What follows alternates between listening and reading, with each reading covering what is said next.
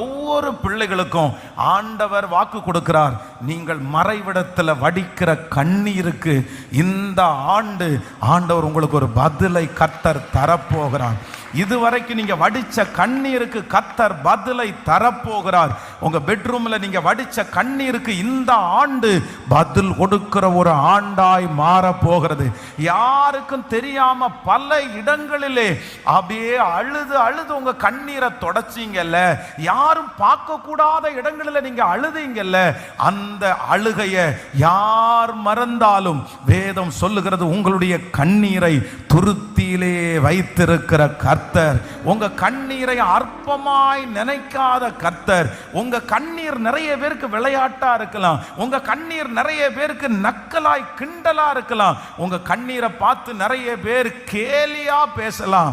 ஆனா நான் நம்புறேன், நீங்க மனசு உடைஞ்சு உங்களுக்காக